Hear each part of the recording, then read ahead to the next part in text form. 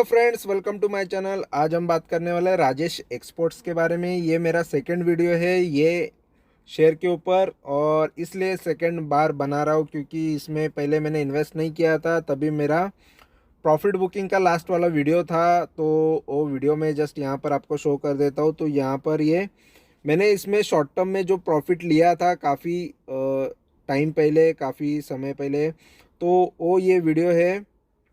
तो इसके बारे में मैंने बता दिया था। जो भी यहाँ पर चैनल के व्यूअर्स है उनको मैंने ये चीज़ बता दी थी कि ये स्टॉक मेरे पास था, इसमें जर्नी किस तरीके की थी और कितने प्रतिशत के प्रॉफिट लिए, ये सारी इन्फॉर्मेशन मैंने ये वीडियो के अंदर दे दी थी। ठीक है, ये शॉर्ट टर्म का था, यानी ये अभी का प्रॉफिट नहीं है, पहले का। इसका वीडियो मैंने डाला नहीं था क्योंकि चैनल तभी नहीं था, इस वजह से ये रिकॉर्ड मैंने नहीं डाला था।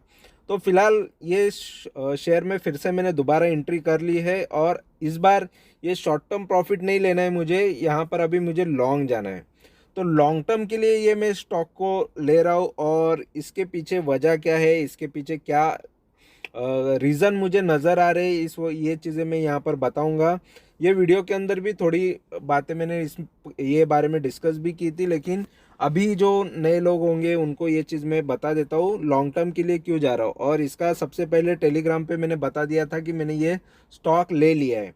तो फिलहाल यहाँ पर मैं दिखा देता हूँ। देखो, ये जो स्टॉक है राजेश एक्सपोर्ट्स, तो ये यहाँ पर देख सकते हो, ये गोल्ड में है। ठीक है, तो ये गोल्ड मैन्युफैक्चरिंग करता है। तो ऐसा एक ज्वेलरी का मुझे स्टॉक चाहिए था, और इनके बारे में, ये कंपनी के बारे में, या ये कंपनी के फाउंडर ऑनर के बारे में मैंने पढ़ा भी है, उनका इंटरव्यू भी देखा है। तो उनसे थोड़ा सा चीज़ें देखो, कंपनी का यहाँ पर ये देख सकते हो शोरूम से। तो काफ़ी कुछ यहाँ पर मुझे अच्छा लगा ये कंपनी के बारे में। ठीक है, तो इस वजह से ये कंपनी मुझे सही लगी, अच्छी लगी, लेकिन इसमें ज़्यादा इन्वेस्टर को फ़ायदा हुआ नहीं, ये स्टॉक के इन्वेस्टर्स को। तो यहाँ पर ये भी रीज़न जानेंगे, और फिलहाल क्या वजह है जिसके वजह से मैं इसमें इन्वेस्ट कर रहा हूँ, ये भी हम वहाँ पर फंडामेंटल देखते देखते ये सारी चीज़ें भी हम बात करेंगे। ठीक है, तो फिलहाल यहाँ पर ये कंपनी का बिजनेस क्या है ये तो आपको पता है। ठीक है, तो और ये इनके शोरूम का, या इनके जो दुकान से, या फिर ये जो ब्रांड से ज्वेलरी सेल करती है, तो वो शॉप्स के नाम यहाँ पर शुभ ज्वेलर्स करके नाम है, यहाँ पर आप देख सकते हो। तो ये नाम से ये बेचती है। ठीक है, तो इसके फंडामेंटल पे आते हैं, तो यहाँ पर दिखा देता हूँ। देखो, ये फंडामेंटली जो स्टॉक है आपको नज़र आएगा। ये देखो, प्राइस अभी 450 का है, और इसके कंपटीशन में जो भी स्टॉक है उनके प्राइजेस भी हम यहाँ पर देखेंगे। और फिलहाल 13,300 करोड़ की मार्केट कैपिटल वाला स्टॉक है ये, और 9 का पी नज़र आ रहा है। ये मुझे सबसे ज़्यादा अट्रैक्ट करता है वैल्यूएशन में। प्राइस टू अर्निंग भी देखता हूँ कि ये स्टॉक में कितना इन्वेस्टमेंट करने पर कितने रिटर्न्स जनरेट हो सकते हैं। तो यहाँ पर प्राइस टू अर्निंग अच्छा नज़र आ रहा है, आरओसी आरओई भी अच्छा नज़र आ रहा है, बुक वैल्यू अच्छा नज़र आ रहा है, डिविडेंड नहीं दे रही है कंपनी। और यहाँ पर देखेंगे लो, इसका 413 का है, तो लो पर भी मिल रहा है। ये सारी चीज़ें मुझे अट्रैक्ट करती। मैं मोस्ट ऑफ कंपनीज को लो के आसपास खरीदता हूँ, हाई पे नहीं खरीदता, क्योंकि ये इन्वेस्टमेंट के पर्पज़ से लेता हूँ इसलिए। ठीक है, प्राइस मुझे लो वाला पसंद आता है, सस्ते में मिले तो ही स्टॉक में खरीदता हूँ। महंगा अगर स्टॉक का भाव है तो मैं उसको थोड़ा अवॉइड करता हूँ, वेट करता हूँ। तो फिलहाल देखो, ये 1000 का, इसने अगर ये साल का हाई था तो ये हाई जाएगा, यानी ये स्टॉक तो डबल होगा, तब ये 1000 का प्राइस आएगा। तो ये प्राइस के लिए तो मैं वेट करूँगा ही। ठीक है, तो और भी ज़्यादा वेट करूँगा, इससे भी ऊपर ये स्टॉक जाए, ये मुझे लग रहा है। देखो, ये 1000 का प्राइस यहाँ पर था, ये जस्ट देखेंगे तो यहाँ पर ये फेब के आसपास में था। फेब्रुआरी के टाइम पे ये स्टॉक का भाव 1000 के आसपास था। और 3 साल पहले की बात करेंगे तो देखो, 3 साल से प्राइस का भाव में कोई डिफरेंस आपको नहीं नज़र आएगा। ये बढ़ा भी था, लेकिन गिरा, फिर से बढ़ा, फिर गिरा, इस तरीके के इसके चार्ट है 3 साल के। 5 साल की बात करेंगे तो देखो, 5 साल में जो हमको नज़र आ रहा है, यहाँ पर ये 500 550 के रेंज में था, यानी अभी थोड़ा उससे डाउन में मिल रहा है। ठीक है, 5 साल पहले से भी कोई बड़ी उसने ग्रोथ दिखाई नहीं है, तो 5 साल से जो भी इन्वेस्टेड है उसको भी कोई ज़्यादा फ़ायदा नहीं हुआ। जो यहाँ पर निकल गया उनको फ़ायदा हो गया, लेकिन या फिर यहाँ पर निकल गया उनको भी फ़ायदा हो गया। ठीक है, तो अप डाउन ये स्टॉक काफ़ी करता है, ये दिख रहा है।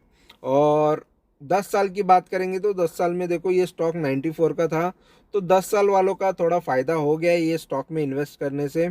ग्रोथ भी अच्छा दिखाया था, और 94 से ये स्टॉक ने देखो 700 तक गया था ये स्टॉक, यानी 9-10 गुना ये, या 8-9 गुना तो ये स्टॉक ने पैसा बनाया था इन्वेस्टर का।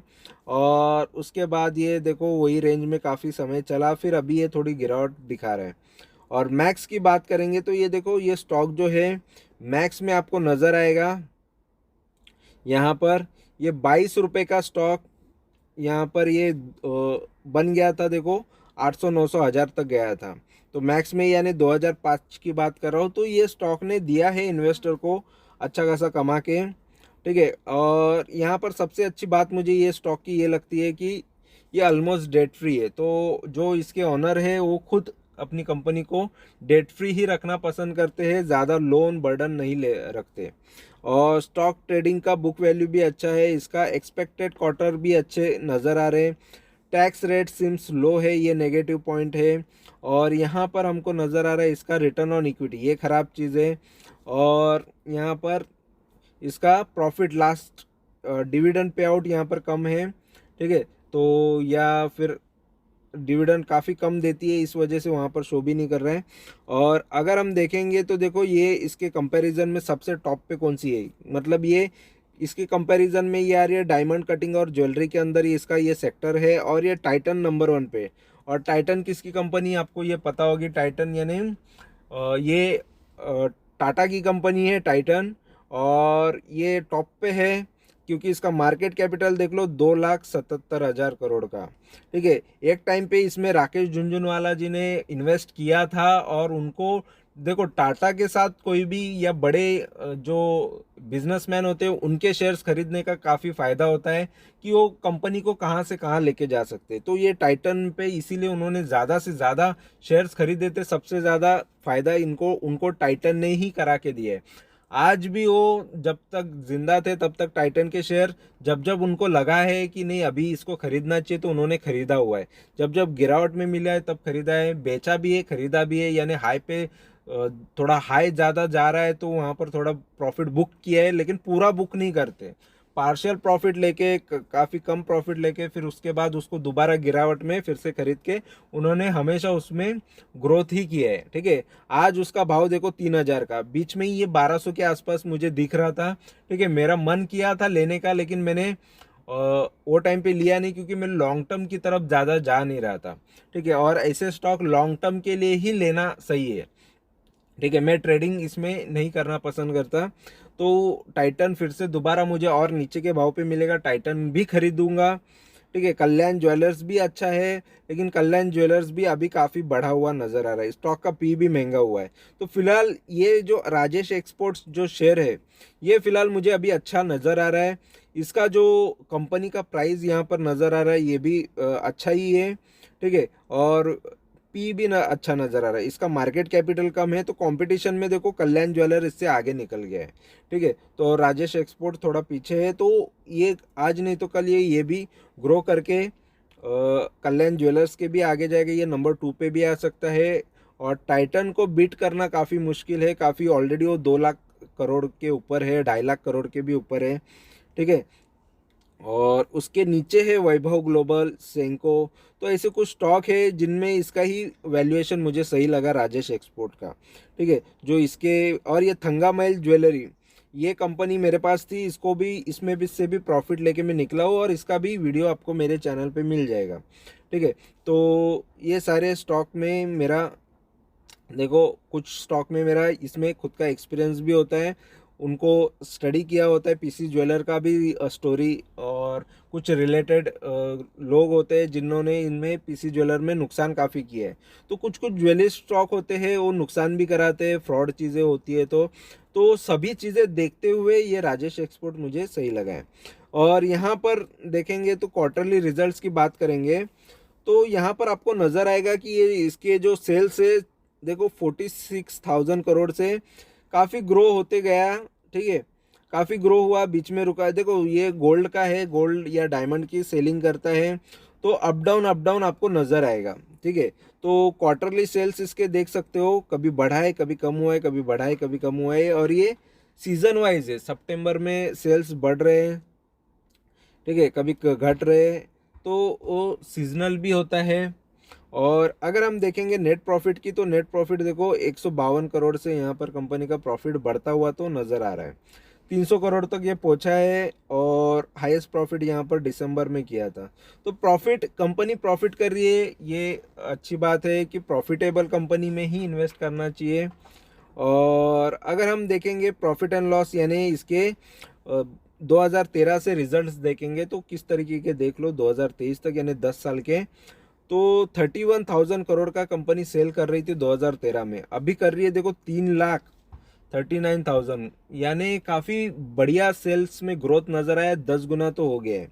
ठीक है, तो सेल्स काफ़ी अच्छा कर रही है कंपनी, ये सबसे अच्छी बात है। नेट प्रॉफिट देखेंगे तो देखो 450 करोड़ से यहाँ पर 1400 करोड़ तक का कंपनी ने नेट प्रॉफिट किया है, तो नेट प्रॉफिट भी अच्छा हो रहा है। तो चीज़ें काफ़ी अच्छी यहाँ पर ये स्टॉक में नज़र आ रही है ग्रोथ के हिसाब से। ठीक है, ग्रोथ तो हो रहा है और कंपनी ने इन्वेस्टर को 10 साल से तो नुकसान नहीं करा है। यहाँ पर देख सकते हो मिनिमम 17% सालाना रिटर्न दे रही है, यानी इन्वेस्टर को एफडी से भी बेटर रिटर्न यहाँ पर मिल रहे हैं। तो ये चीज़ भी अच्छी है। 5 साल से नुकसान हुआ है इन्वेस्टर का, 3 साल से भी नुकसान हुआ है और 1 साल में 31% गिरा है। लेकिन जो नए इन्वेस्टर है उनके लिए अभी का मौका मुझे अच्छा ही नज़र आ रहा है फ़िलहाल तो। और बैलेंस शीट की बात करेंगे तो देखो बैलेंस शीट में आपको ये नज़र आएगा, ये जो स्टॉक है 14,600 करोड़ का यहाँ पर रिजर्व है कंपनी का। रिजर्व देखो इसके बोरोविंग के मुकाबले काफ़ी ज़्यादा है। कंपनी पूरा ज़ीरो तो नहीं है, ज़ीरो डेट तो नहीं है, ठीक है, कर्ज पूरा कम नहीं है, लेकिन कर्जा कम करते हुए आई है। ठीक है, कर्जा देखो कम होते हुए आ रहा है और कंपनी में यही चीज़ अच्छी होती है, मुझे ये चीज़ काफ़ी अच्छी लगती है कोई भी कंपनी के अंदर। ठीक है, अगर कंपनी लोन खुद का कम कर रही है, कर्जा बोझा कम कर रही है और ऊपर से रिजर्व में कंपनी के पास पैसा ज़्यादा है, तो कंपनी ऑटोमेटिकली ग्रो हो ही सकती है। तो ये एक चीज़ काफ़ी अच्छी है कंपनी के अंदर। और साथ में अगर देखेंगे तो इसका देखो किसी ने कैश फ्लो के बारे में भी कहा था कि कैश फ्लो ऐसे है वैसे है। तो देखो ये चीज़ों को मैं ज़्यादा ये नहीं करता, कैश फ्लो आता है जाता है, कम कम ज़्यादा होता है, लेकिन कंपनी के पास बैलेंस शीट में पैसा है ये नज़र आ रहा है, कंपनी की बैलेंस शीट स्ट्रॉन्ग है, तो वो मेरे लिए काफ़ी मत इम्पॉर्टेंट है और उसी को मैं ज़्यादा इम्पोर्टेंट देता हूँ। और बाकी चीज़ों को मैं इसलिए यहाँ पर भी नहीं कवर करता क्योंकि काफ़ी लोग हैं ना इन चीज़ों में ही ज़्यादा कंफ्यूज होके रह जाते हैं और ज़्यादा कॉम्प्लिकेटेड खुद को कर लेते हैं, फिर उससे प्रॉफिट नहीं होता। तो यहाँ पर देखेंगे तो शेयर होल्डिंग पैटर्न की बात करेंगे तो शेयर होल्डिंग पैटर्न में आपको ये नज़र आएगा, प्रमोटर देखो प्रमोटर के पास सबसे ज़्यादा शेयर है, तो इसको कोई फ़र्क नहीं पड़ रहा है कि कंपनी का कैश फ्लो कैसा है या कोई भी चीज़, कोई भी खराबी आए, कोई न्यूज़ आए, बैड न्यूज़ आए या फंडामेंटल में थोड़े अप डाउन हो, यानी प्रॉफिट्स कभी मार्केट क्वार्टरली प्रॉफिट कम हो या ज़्यादा हो, प्रमोटर को कोई फ़र्क नहीं पड़ता, वो लॉन्ग टर्म का सोच के वो उनके पास सबसे ज़्यादा शेयर्स हैं। फॉरेन के इन्वेस्टर ने भी इसी वजह से पैसे लगाए कि ये स्टॉक अच्छा है करके। और डीआईएस जो इंडिया के बड़े इन्वेस्टर्स हैं उनका भी पैसा इसी में इसीलिए लगाए कि ये कंपनी अच्छी है करके। और पब्लिक ज़्यादा कंफ्यूज रहती है, ज़्यादा सोचती है, इस वजह से वो ऐसे स्टॉक में ज़्यादा इन्वेस्टेड नहीं है, फिर भी 19% 19.5% की इन्वेस्टमेंट है। ठीक है, तो ये स्टॉक देखो अभी तो फिलहाल मुझे काफ़ी अच्छा नज़र आ रहा है और इसीलिए ये स्टॉक में मैंने लॉन्ग टर्म के लिए इन्वेस्ट किया है, तो इसको मुझे बेचना नहीं है। और फ्यूचर में कोई भी गड़बड़ी हो गई है मैं कंपनी के अंदर या कुछ अलग चीज़ देखने मिली तो उसका अपडेट दे दूंगा, फिर उस पर मैं डिसीज़न क्या लेना है कैसे करना है वो भी चीज़ मैं बता दूंगा। बट ये अभी मुझे फ़िलहाल एट प्रेजेंट ये मुझे लॉन्ग टर्म के लिए काफ़ी स्टॉक अच्छा लग रहा है और मैं यही कोशिश करूंगा इसको कभी नहीं बेचना है, ये देखेंगे कि ये कितना ग्रो करेगा। ठीक है, फ्यूचर में मुझे टाइटन भी मिल जाता है सस्ते भाव पे, कल्याण ज्वेलर्स भी मिल जाता है तो उसको भी मैं ले लूँगा। ठीक है, लेकिन गोल्ड में, ज्वेलरी के सेक्टर में भी मुझे इन्वेस्ट करना था, इसलिए ये स्टॉक को भी मैंने लॉन्ग टर्म के लिए लेके रखा है, ठीक है। और बाकी ट्रेडिंग के लिए काफ़ी ज़्यादा स्टॉक आज भी मैं लेते रहता हूँ, ठीक है। लेना बेचना वो करते रहूँगा, क्योंकि ट्रेडिंग से ही कैपिटल मेरा ग्रो होते जाता है, और वही कैपिटल कुछ उसमें का ही मैं लॉन्ग टर्म के लिए यूज़ करता हूँ। तो ये वीडियो अच्छा लगा है, इन्फॉर्मेशन अच्छी लगी है तो ज़रूर चैनल को सब्सक्राइब करो, लाइक करो, कमेंट करो और दोस्तों के साथ भी शेयर करो। Thank you very much for watching my video. Thank you, bye bye.